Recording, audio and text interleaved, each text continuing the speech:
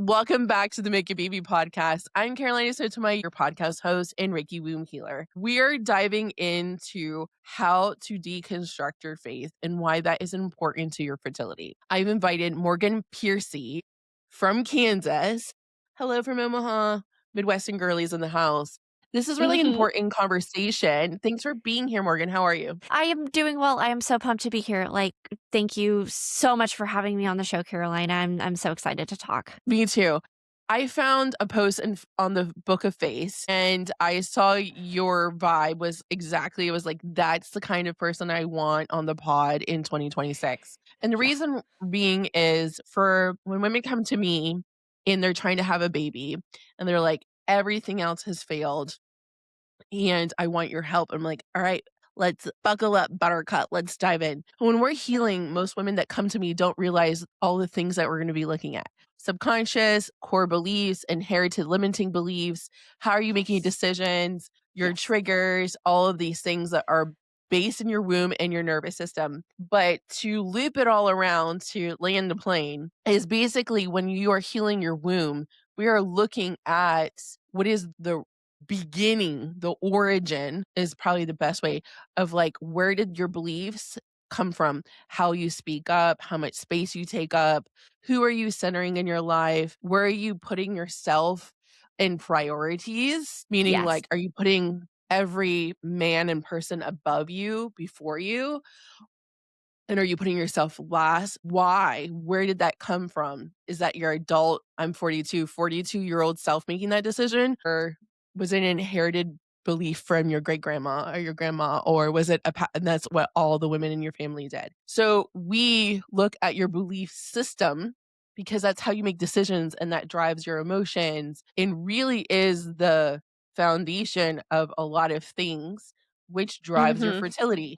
But for me, when I was in my postpartum, we really looked at our faith system because I had a new baby.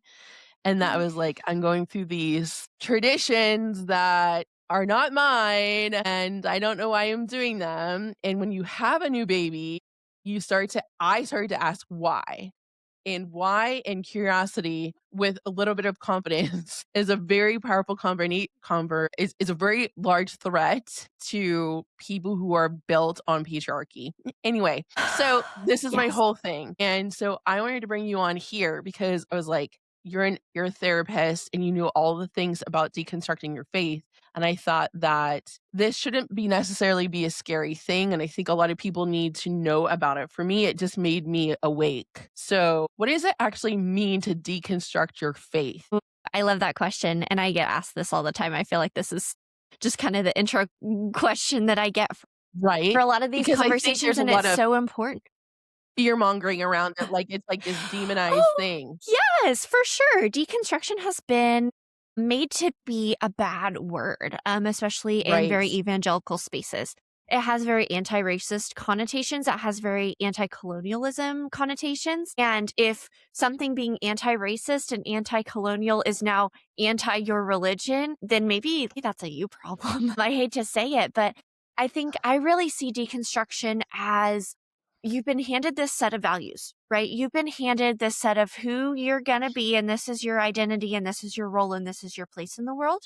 Deconstruction is saying, like, what if that's something different, right? What if I get to decide? What if I don't want to be that? What if, right? And so deconstruction is when you see that little thread of doubt and you grab it and you start kind of pulling on it. And it is so scary to look at outside resources, to talk to people who are outsiders of your subculture. It's really scary to do all of those things that are kind of inching close to what you were taught not to do.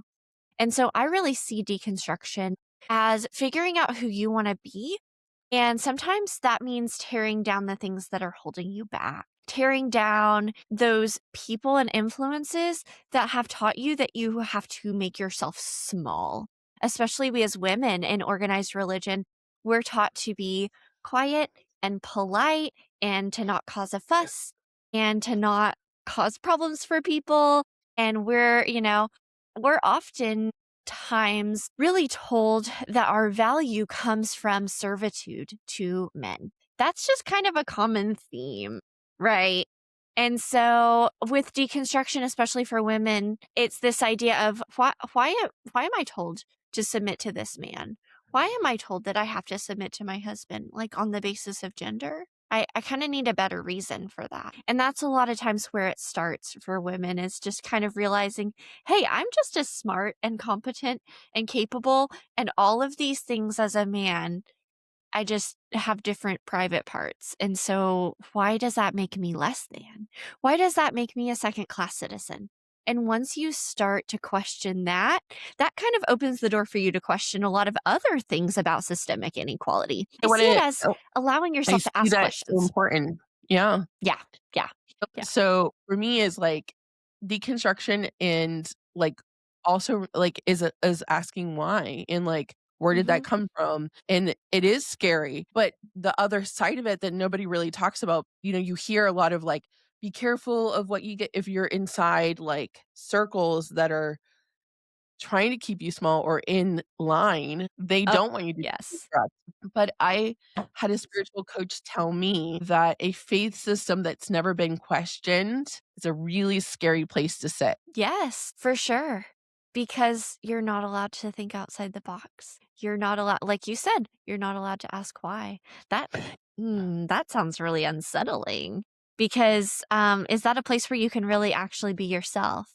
Is that a place where you're being loved unconditionally, or is that a place where you're just being praised because you're being compliant? And you're performing. Ooh, yes. You're performing, there's an outcome, they benefit. Let me Yep. ask you, so the reason Yeah. why I had you on is like I said, I saw as like, "Oh my gosh, you're a beacon of light," and this is such a valuable conversation. So if a person came and said like, "How does I don't like what's going on in my faith circle, whether it's Christianity or another faith or belief system. How can I start to unpack?" Because a belief system, if we look at it, or if it's based on a religion or a faith, is massive. It's a Yeah. web that is so vast, meaning, Mhm. like how you make decisions for work, money. I mean, even if you're like based on a Christian tithing, it's weaved through so much, right? Even how maybe you Yeah. selected a partner or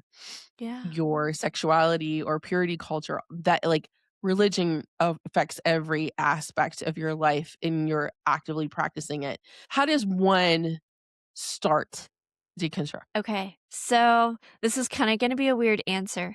There are all of the documentaries and all of the books out there. There's all the information that you can just go and find on YouTube or documentaries at the library or books or whatever. There's resources out the wazoo. I got resources out the wazoo on my website. But I Perfect. really think oh yeah, for sure. I really think what sparks it for a lot of people is there's some sort of betrayal trauma. And so, what I encourage Ooh, people to look at is actually the sociological structure that you're in.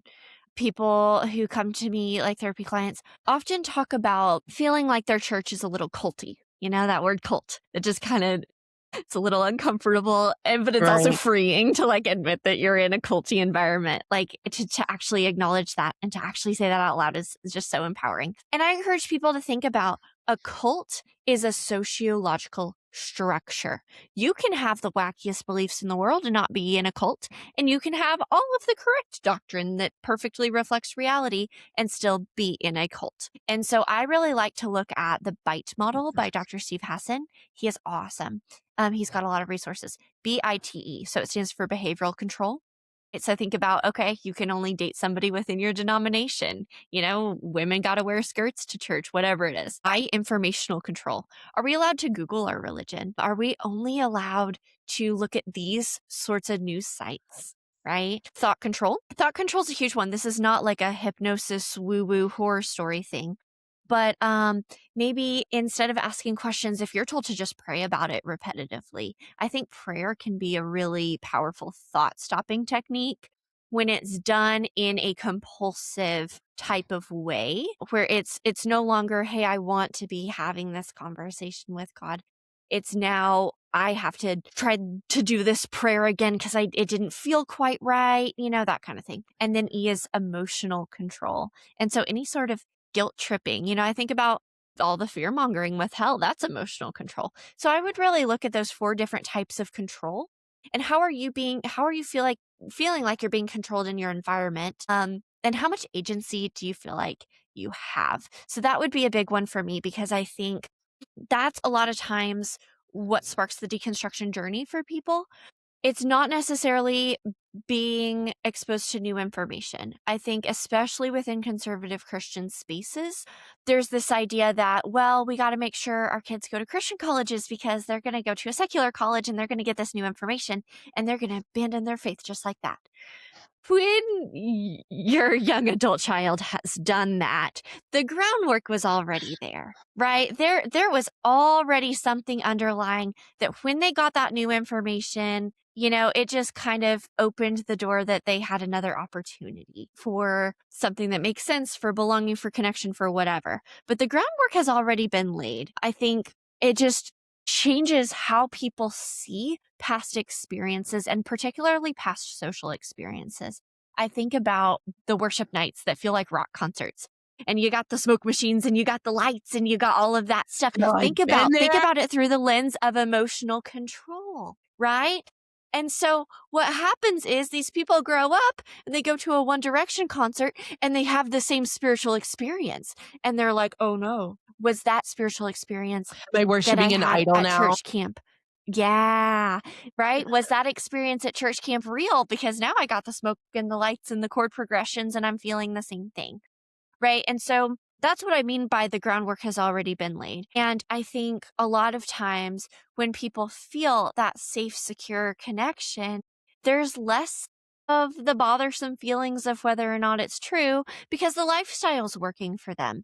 And so when the lifestyle and the community and the social part of it stops working, that's when there's kind of a switch in the brain where there's been that betrayal trauma or there's been that whatever, and they can finally be open to new information. It's called the cognitive opening.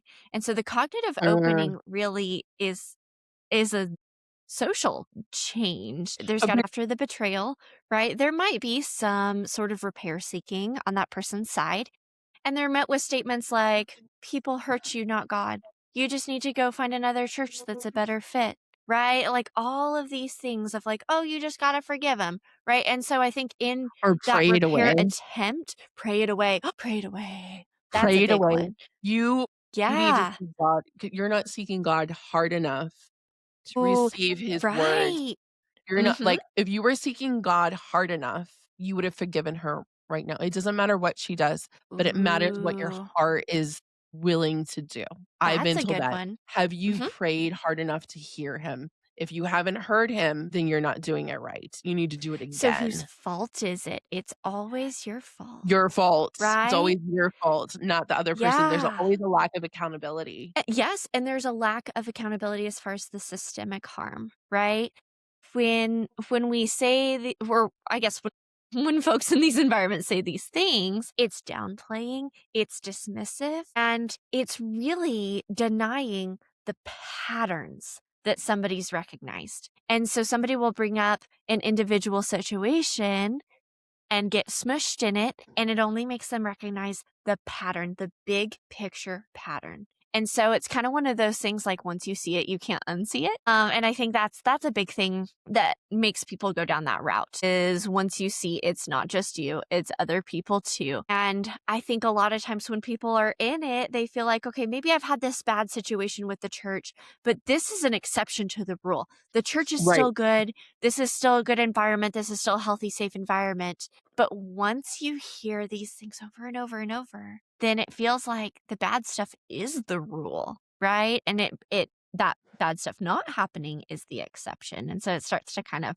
shift. And I think also with the rise of social media, I think it's almost like a subconscious thing. A lot of people report Oh, yeah. they see something, they see something on TikTok or whatever from the other side. And maybe Oh, that's well, true. maybe it's even from the conservative Christian side, from Oh, those no, folks I'm that not a are conservative your Christian. community, and it's No, no, presented in no. a way that's what? I'm not conservative Christian at all. Gotcha, I'm a gotcha, witch. gotcha. I'm just I'm a witch, like 100%, like Mary love it. Magdalene down to the core. I'm a fucking witch. Like, Okay, I might have I misphrased I'm like, myself, and if I you have to cut this repent out, in that's the name fine. of Jesus. My bad. Yeah, I my am bad. not a conservative So anything. Titties for out somebody who is through on the a conservative vagina. Christian side is more what I meant. Yeah. So I love that you were quick to feminine. hop in there and clarify anything. My bad. Okay. So when somebody is still in a conservative Christian space and they're scrolling, they're doing whatever, and they see something from a conservative Christian side, they still feel like they're in a conservative Christian space, and they see something and it's not presented in a super kind, loving way. There sometimes is a moment, and they don't fully realize it, where they're seeing that content from within their community. They're seeing that content from the perspective of an outsider.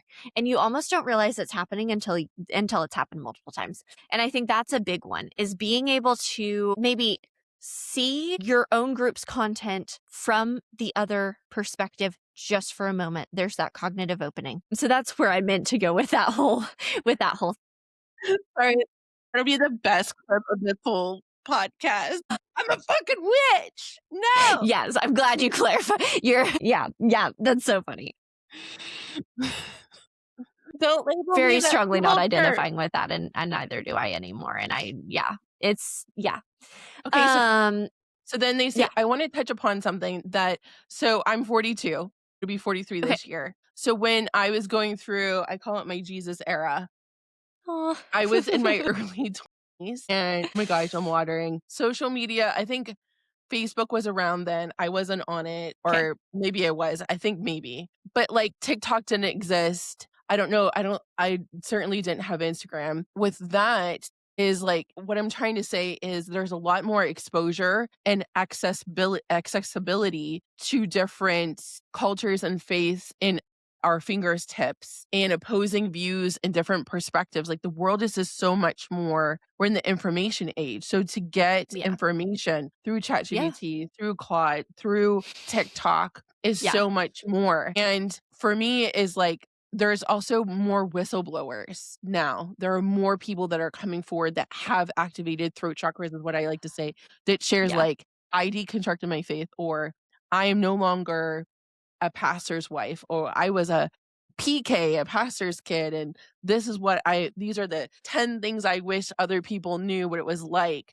Like there's a lot more people Yeah. sharing their voices, their Yeah. stories than when I was young. Again, different technology and social media networks that are available. I often see like also like people who've left like the Amish or Mennonite communities, they share their stories. I think it's also like deconstruction like has a lot to do with exposure, like you're saying, like the cognitive opening through betrayal or lived experience or seeing something.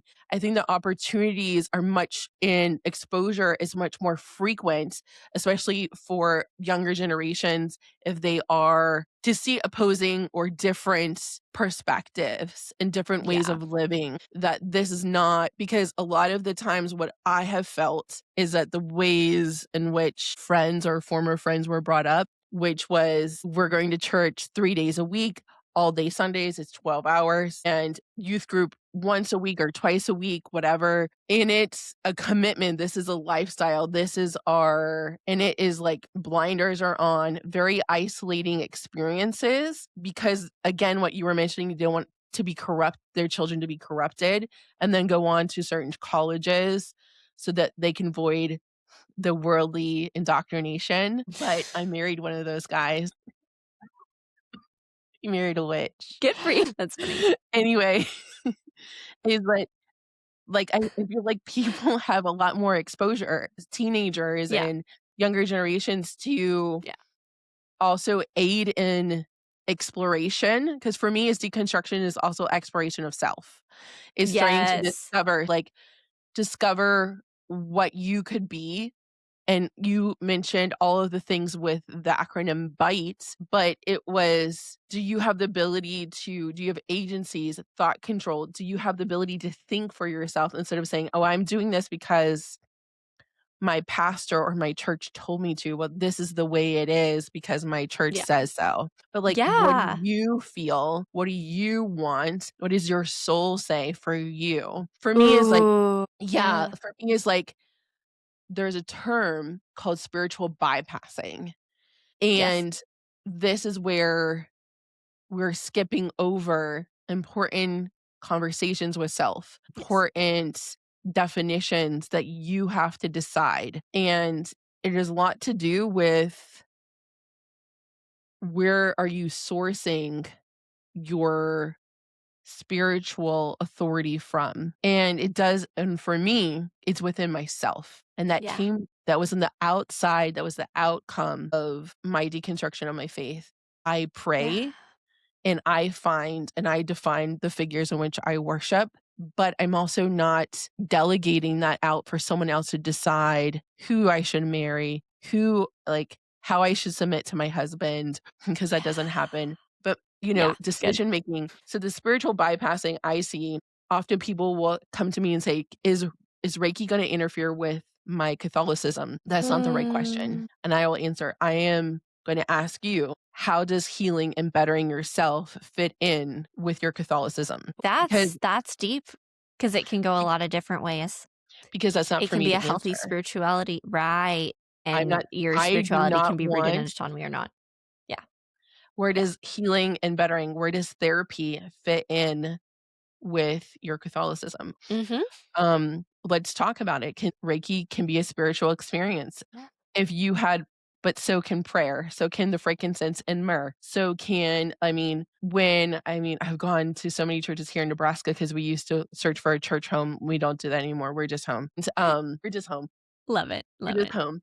Is that, people the chapel, they would play music to cleanse it, or I forget the proper term that they would do, to cast out the demons in the chapel before a service. Any of those preparations is not looked at the spiritual warfare that exists in churches that are not, but is also Mm, defining you get to decide. And a lot of people feel like they're not powerful enough to decide for themselves, that they need someone else to tell them what to do in these spaces. What I have done is I've taken this became an obsession, but that's also how I ended up here, is I'm curious. I want to know what a spirit guide is. Does that sit and resonate to me? Angels, do I believe in them or not? Archangels, witches, demons, hell, because I want to know about it so that I can be informed and then I make the best decision for myself. Like I can decide, yes, this is how I pray and this is who I pray to and this is the outcome of my prayer and these are the different types of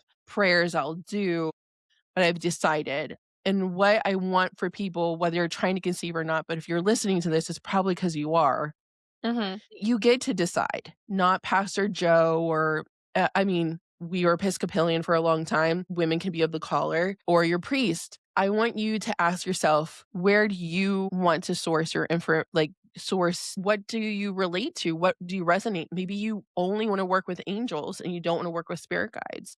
Or Yeah, maybe you only want to pray to Jesus. I get hateful comments. They're my favorite from YouTube and TikTok, like, "Jesus okay. loves you." And I replied back to this girl, and I was like, "I'm pretty sure we don't believe in the same version of Jesus." Ooh. And she replied back, "I don't know what you mean."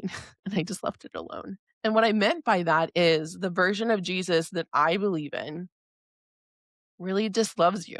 It is of service.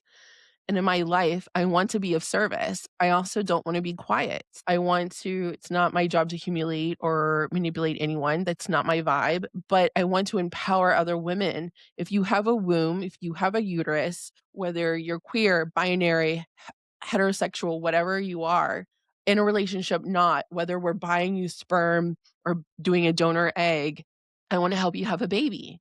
That is my life Yeah. purpose. Yeah, and you get to do that because you're worthy of your existence makes you worthy of becoming a mother, not just because just because if you have the desire, I will want to help you. No ands, if, or buts about it, right? So, like, whether your partner is a woman or transitioned or straight, whatever. I think, the version of Jesus for me in my heart would be I'm just gonna love you. I'm just gonna receive you. I'm gonna hold you. I'm gonna embrace you. I'm gonna hold space for you. I'm going to really receive you so you feel safe, and then we can heal together. The versions of Jesus that that lady's saying, it only fits in a colonized, weaponized, racist kind of way. And it's like a white Jesus. And some people Yep. don't want to hear this, but it's like I've done a lot of anti-racist work and is like, I don't believe in the version of Jesus that capitalized on selling Black bodies from Africa and putting a church on top of the fort, and then that is the Yes. only like, Jesus would not want you selling other humans, and, like, that's not we don't believe in the same Jesus. 100 of Or course. covering, like, the Baptist Southern like or covering up moving one pastor that molests children to another area of the United States, like, covering this up. We don't worship the same Jesus. If Yeah. you think that it's okay for predators to be in leadership of a church, we don't believe in the same Jesus. We are Yeah. not of the Yeah. same we're not of the same frequency. That's So, powerful. we don't love the same Jesus. And Mhm. I don't wanna love your version of him. And Yeah, what a 100%. privilege to say, like, so boisterous and audacious to go on someone else's social media. It's such a white supremacist activity to do, to be like, "Guess what? You're doing is wrong, and Jesus loves you, so you should come over here." 'Cause that's what that says. Yeah, So that also that's sums very up how I cringy. feel about evangelizing. It's such a form of colonization in saying whatever you grew up with, whatever like, if a person's Jewish or Hindu or Indian or Pakistani or from Saudi Arabia, or like, their culture, or Islam, who are you as a Christian to say everything that they know is wrong. Everything that and they're choosing and actively like, if they're choosing to be of this faith and they're doing and living their lives, who are you to come over and say, "Well, it's my duty to save you To from your change sin," you. and change your whole Ooh, identity? Can you imagine growing up in a whole culture and being like, your whole language, the way that you dress, the makeup that you do, the way that you how the food, yeah. your You're family's wrong and you need culture. me. You need me because I have all the answers. I will help you not be yourself anymore. It's weird. It's wild. And I think I see the disconnect between maybe the Christian values that we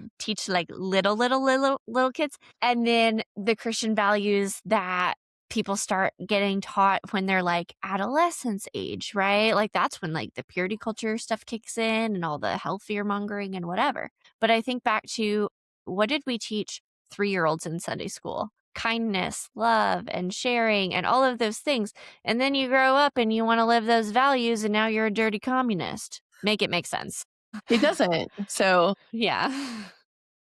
I will die on this hill. This is, like, essentially how as a core belief. A lot of people Yeah. ask me, "Are you a Christian?"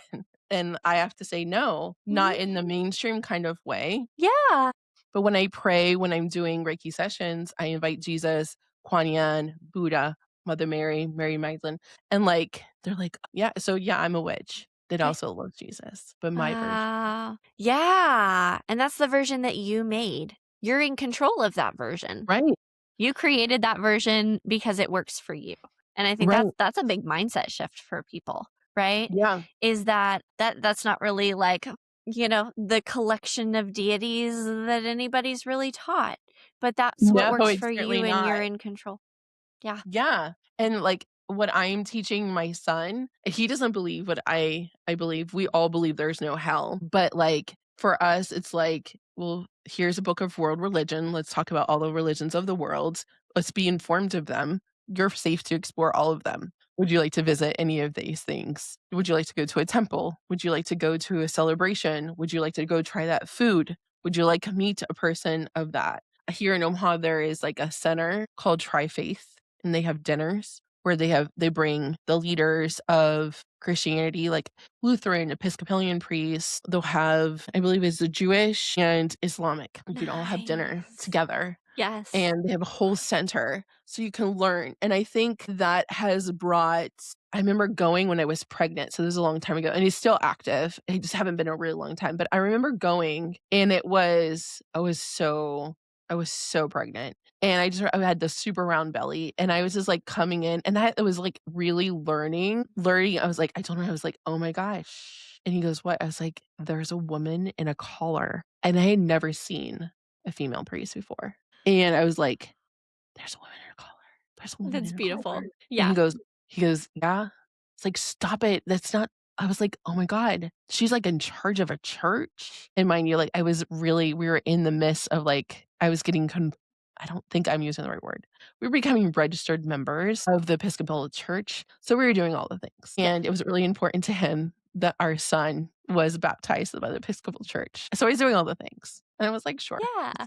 let's do it." Yeah. And the Episcopal Church is pretty progressive, does a lot of social work, and so when I saw this woman, she was like I'll never forget her, she was so stunning. She had blonde hair, blue eyes, tan outfit, and then she had her collar, and I was just, like, stared at her, and she ate with us, and, like, a and she and I was like asked her all these super naive questions of, like, "What do you are you a priest?" And she was a Lutheran. She was from the Lutheran church. Uh, And she's like, "Yeah." And she invited us to her church, and we went. It was so lovely, and it was so light, and I was so impressed. I was mhm. like, "So this is what it's like to be led by a woman church leader, clergy." Not like it was just so different, and Yeah. it was rich, light, it was feminine, kind. It was a beautiful service, and, it makes me wanna go back, but I think it's important to expose yourself to do things. If you're really wanting to be for us, it's really important to receive community, and, it's one of our family values. So for our son, is for him to be exposed, to see people of different walks of life and of different roles, and to ask questions and feel safe to ask questions so that he has his own agency. But Yeah. for a long time, I was taught, because I was abused so much in my childhood, is like if I wanted to have a healthy marriage life, the conservative Christian route was the way to go. You do these are the Mm. things if you wanna be happy and have a healthy marriage, these are the things you need to do, and these are the values you need to follow. Me I did those things for a better half of a decade, Yeah. and 'Kay. yeah, You followed the rules and then it still didn't work out. So that promise that was made, I mean, we're still kind of married, a empty but I'm false better. promise. Yeah. Yeah. Yeah. I think that's an important one because, when we initially talked about me coming on the show, the first thought that came to mind was purity culture. And Oh I my think there's gosh, so yes. many resources out there for how purity culture impacts women. It is awful, but purity culture also impacts men in a lot of Yeah, you wanna ways, talk about right? it? Like, yes, of course, they're taught, that basically attraction equals lust. That's a big theme. And I think there are a lot of folks who maybe like did follow all the rules of purity culture and then they walked away and then, they're looking back and they're like, wow, like what I could have had, how things could have been different. And so, especially men with any sort of like anxiety or OCD, it's really hard because they wanted to have that and they didn't get to have that because of purity culture. And then now they are and they're older and there's fewer dating opportunities and they're kind of stuck. And that's lonely. Like, that's a really lonely place to be. I think that purity culture really latches onto OCD type tendencies. So I see that as a big one. I see a lot of like moral OCD and a lot of just worrying of like, am I going to Mm. hell? Am I displeasing God? Am I doing the wrong thing? That's a really common one. Well, Even when you're people talking who don't about believe this. in it anymore. Yeah, if you've Yeah, been taught your same. whole life, if you do the wrong thing, you're going to go to hell. Even if you don't believe in hell, there's still that fear of hell. And then you feel crazy because it's like logically, I know that I'm fine, but the What body came up keeps for the score. me what came up for me when listening to you talk was, like, shame. Even if you Yes. don't follow purity culture, there is shame that whether that you didn't, and guilt. Shame for lusting, like, even after it's safe for you after if you get married and you're finally in this safe zone, it's a lot to undo because you Yeah. followed this pact or this promise, and then, like, your nervous system because essentially that's what it is, your nervous system doesn't know that you arrived and now you've, like, passed go and it's safe to Mhm. do it, that you feel guilty, but there's just so much shame then, like, I feel like I'm doing something bad because it's so hard to undo depending on what age you get married. Could be Mhm. 20, 25, 31 years to undo of indoctrination of like, don't get pregnant, don't have sex, wait to your partner, save yourself. If you don't, you're going to hell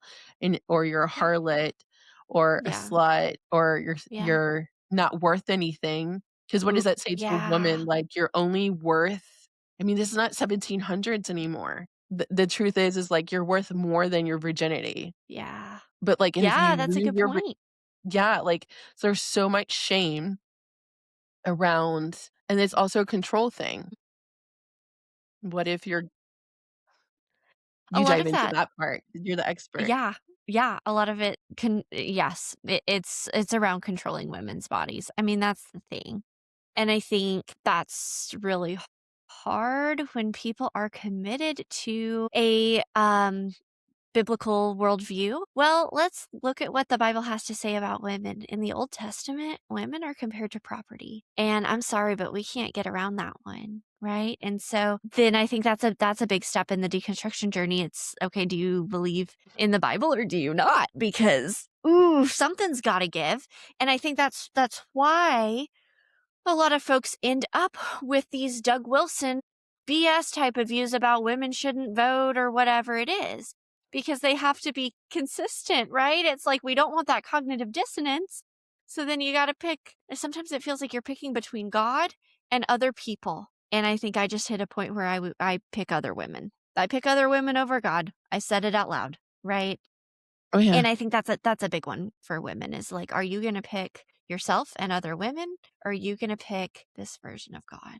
And that's really scary because if you don't pick this version of God, they've made it really clear what happens to you and what happens to your soul after you die if you don't pick that version of God. And so I really see it from a control standpoint. And I think, I don't know, maybe this is going too far. Maybe this is getting a little wackadoo. But I do see with the pro-life There's no movement, I think wackadoo for the here. longest. There's no Okay, wackadoo. awesome. Everything's legit Okay. here. I'm a So it's witch. gonna It's yeah. legit. Like, this is legit. Like, Okay. there's no wackadoo here. I mean, there Okay. is no woohoo. I am a witch. This is what we do. We're having great conversation. This is legitimate topic. There's no wackadoo. We're talking about real things that are happening to women. Okay. I love it because I'm gonna go here. I Let's think with go. the pro-life movement, I was raised in a very, very, very pro-life type of family and all of that kind of stuff. And for the longest time, I was told it was about saving babies, it was about saving lives, because I think that's genuinely where a lot of people feel like they're at. And it took me a long time to figure out that it is about controlling women. It is not about saving lives. Because if it was about saving lives, what about the women who are bleeding out in the hospital parking lots? What about all of the late term abortions that are people who were intentionally trying to have this child? They're excited to have this child in the world. They decorated the nursery, they did all of the things, and they are making a decision to prevent suffering of that child, right? Nobody wants to have a child where their heart is born outside of their chest and you just watch them for the first and only 2 minutes of their life just to suffocate in their own blood. That's disgusting. And so I think for me, it took a long time to realize that it was not about saving lives from a biblical worldview. I mean, come on, the Bible talks about that you're the breath of life, right? The breath of life. And life begins when you take your first breath. But they don't quote that. They quote, okay, you knit me together in my mother's womb, right? That one gets taken out of context and plastered over everything. And I know it's a hard topic to talk about. It's Like, I not. know it's really, and I think that the I can pro-life tell one, I think you, that's the one that I never touch, but it's important. for me, is I had an abortion at 25, and I don't regret it. Mhm. I also didn't have supports, and I think Mhm. if I had that child, I would have been homeless, and who is not enough when we talk about pro-life, for me, is if we are pro-life, then our social support doesn't reflect those values. There's not Yeah. enough financial funds, there's not enough housing, there's not enough support, there's no paid maternity leave to support all those things that would impact the numbers of abortion to reduce. There's not enough Yeah. financial support for women. So many women have abortions for so many reasons. And it's not, some are elective, some are medically needed to save the mother's life, some of are Yeah. ectopic, some are for medical. like you were mentioning, early, late, mid. And for me is like, if that is the one thing I have with, I think one is it's your body, your choice, but also is for me is like, where's the governmental funding if all of that's going to infiltrate? Like our society needs to reflect support of mothers, and it's really not there. That doesn't Yeah. exist. Yeah. So for me, is like that was my argument always with pro-life was like, okay, then where is the support for moms who do choose to have their baby and don't choose the abortion? Where are Yeah. we helping them? Where is there like, because What I can happens tell you, next? yeah, like Yeah. then where are the safe foster homes if they need that? Where is the Yeah. safe housing for moms and support to help them? Where is the breastfeeding money? Where is the formula? It's not there. 100% pro-life ends at birth. We made it. We made it to the life. They're the life. It's on you now, right? There's not lunch programs for elementary school kids. I do not see conservatives leading any of that kind of stuff. And it's weird. And that's why I go back to the values you were taught as a little kid, are often the values that people hold on to. And that's why they leave conservative Christianity, right? It's almost like we're following Jesus out the door because Jesus said, blessed are the poor. And then Trumpism says, F the poor, right? There's that disconnect there, very much that disconnect. And so I think it's interesting that it's a platform. It's not really looked at as a holistic thing.